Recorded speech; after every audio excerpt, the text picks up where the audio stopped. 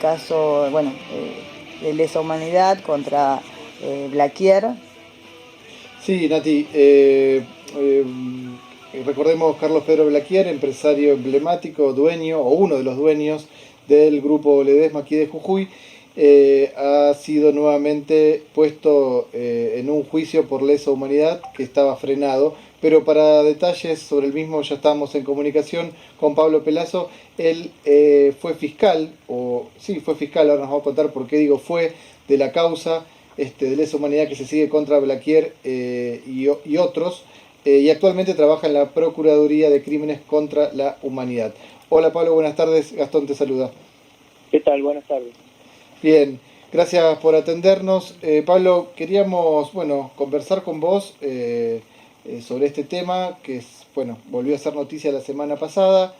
Se dio a conocer este fallo de la Corte Suprema que revocó la falta de mérito dictaminada, a ver si lo digo bien, por la Sala Cuarta de la Cámara Federal de Casación hacia Carlos Pedro Blaquier, bueno, te decía titular del Grupo Ledesma, y también el administrador de aquel entonces, Alberto Lemos, ambos acusados de lesa humanidad. ¿Nos puedes contar, Pablo, y sobre todo a la audiencia, cuáles fueron los fundamentos de esta decisión de la Corte Suprema?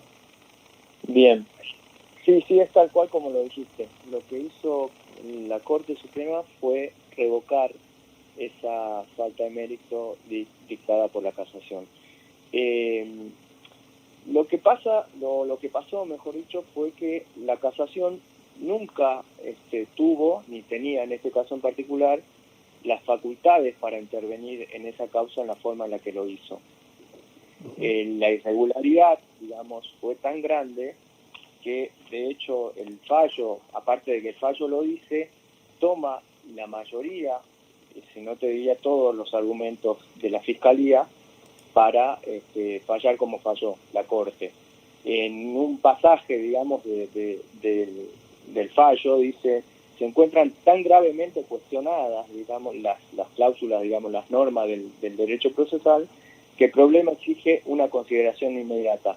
Esto también me parece a mí que suena un poco contradictorio, porque si bien dice merece una consideración inmediata, se tomaron 6 años para resolver lo que resolvieron, que es lo que corresponde. Pero bueno, es otra cuestión también esa, ¿no? O sea, por un lado, las irregularidades de casación para haber fallado como falló en su momento, y por otro lado, el tiempo que se tomó la Corte para resolver. Bien, Pablo, una cosita, volviendo al punto, para que la audiencia que no es enterada de toda la parte jurídica, en mi caso me lo leí ayer el fallo y me costó bastante, pero no, sobre todo, ¿cuál era el fundamento, volviendo al pasado, para obstruir el avance del juicio? ¿Cuál fue el fundamento de la casación y ahora, bueno, qué es lo que dijo la Corte Suprema para darlo vuelta? Bueno, la casación lo que hace es tomar como decía antes, una atribución que no tiene. ¿Por qué digo esto? En esta causa ya había un procesamiento confirmado por la Cámara de Apelaciones de Salta. Cualquier causa que se encuentre en esa situación, si se va con un recurso y sobre todo con imputados que no estaban detenidos, como en este caso, si se van con un recurso a casación, lo que hace habitualmente la casación es decir: acá no corresponde hacer ningún planteo, vayan a discutir a un juicio. En este caso, casación hizo una excepción, esa excepción la hizo violando las normas procesales y arrastró la causa a una decisión también arbitraria, que fue dictar la falta de mérito. Eso correspondía a un tribunal oral, eso correspondía en un contexto de debate, de juicio, no en esa instancia. Entonces eso es lo que pasó, digamos, y lo que hizo que haya pasado tanto tiempo, porque si bien yo decía recién que la Corte se tomó 6 años, fueron 2 años, eso se suman a los 2 que se tomó casación, en total 8 años con esta causa sin ir a juicio. Entonces, en resumidas cuentas, lo que pasó fue una actuación irregular por parte de casación, que lo único que tuvo como consecuencia es retrasar el juicio que debería haber empezado. Justamente estas causas están actualmente en un debate que está terminando respecto de otros imputados. Claro. No Bien. sé si llegué a explicarme bien en este caso. No, creo que en la parte, al menos, bueno, hablo en nombre de todos los oyentes y del piso de la radio, en materia técnica creo que sí. Lo que quería también ir a que la acusación a Blaquier y al administrador Lemos era por haber prestado camionetas que fueron utilizadas para detener en forma ilegal personas durante la última dictadura militar. Y si no leí mal, la casación había dicho que en realidad lo que no se había podido probar era que realmente Blaquier y Lemos hubiesen querido prestar esas camionetas para hacer detenciones. Que las camionetas las Sí, prestaron se confirmó, pero que no se puede decir que la intención de ellos fue prestarla para detener ilegalmente personas, ¿no?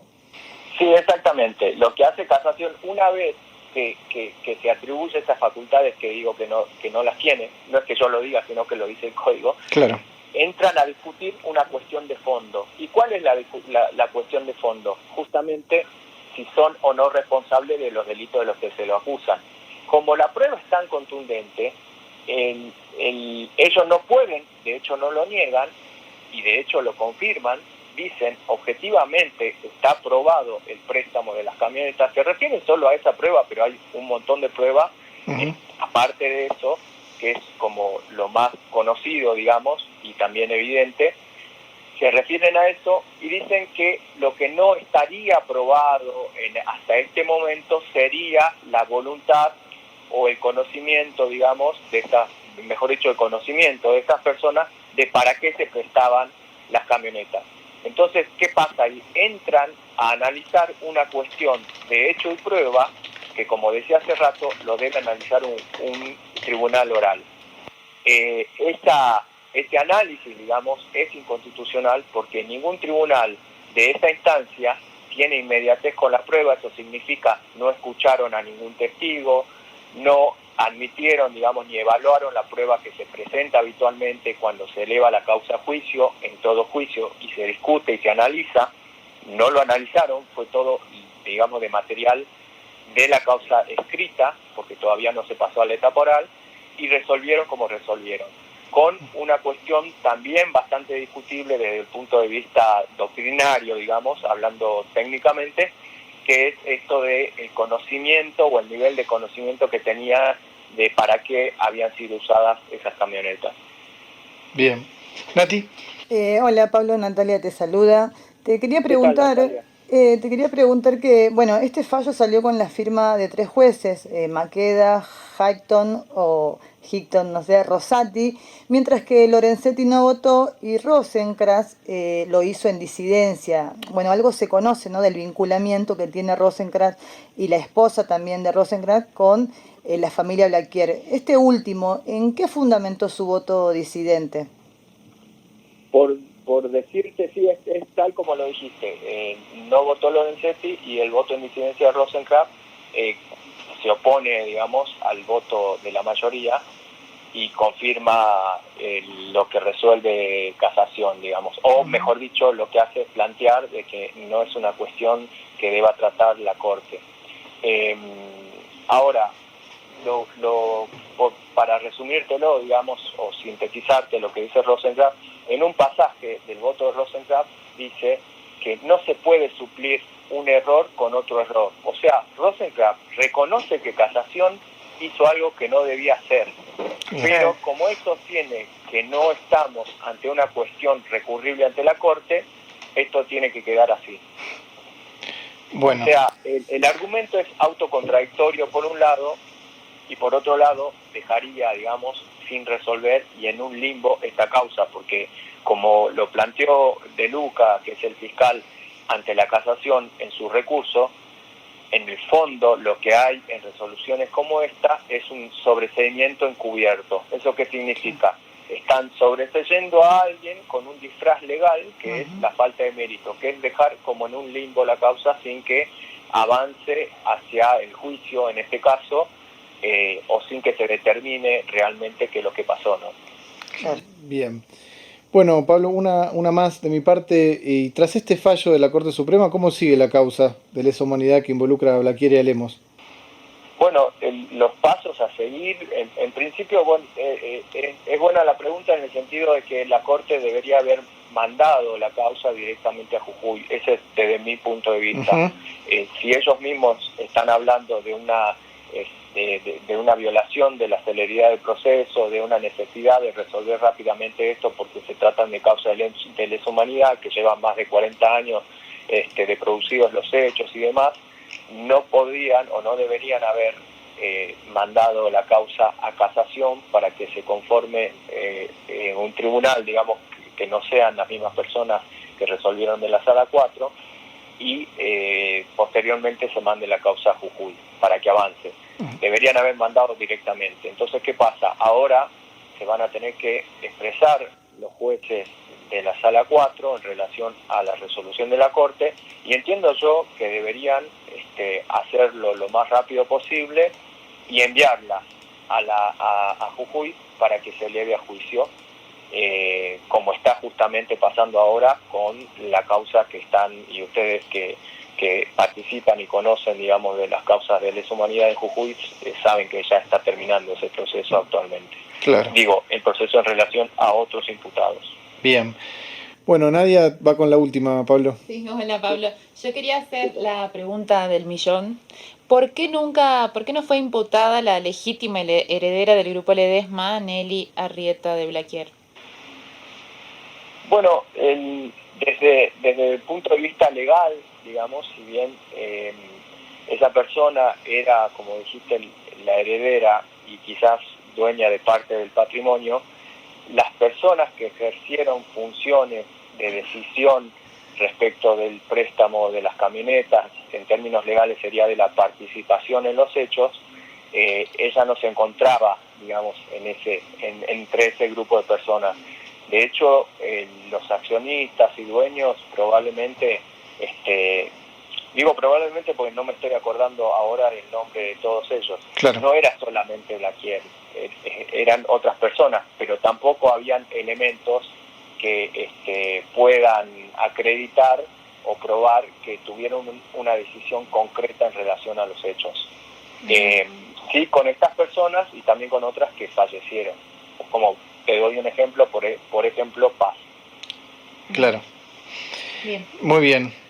Bueno, Pablo, se nos fue el tiempo del programa, pero la verdad muchas gracias por haber colaborado, muy claro, y siempre con el compromiso también desde aquí de arrojar luz a uno de los juicios que creemos que debería ejercer justicia por tanta impunidad en la provincia de Jujuy y en el país, ¿no?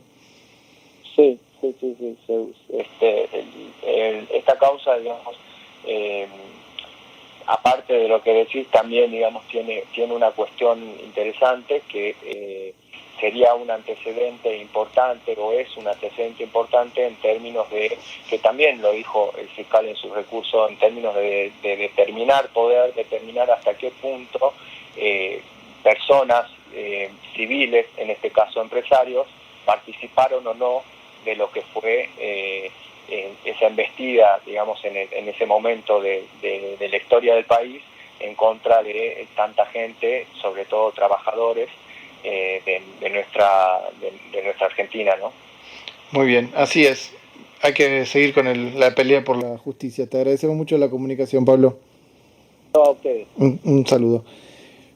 Pasó aquí en Pateando Tablero Pablo Pelazo, ex fiscal de la causa por lesa humanidad que tiene involucrado a uno de los máximos empresarios del país y de la provincia de Jujuy, el señor Carlos Pedro Blaquier, titular o ex titular, pero sigue estando vinculado a lo que es el grupo Ledesma.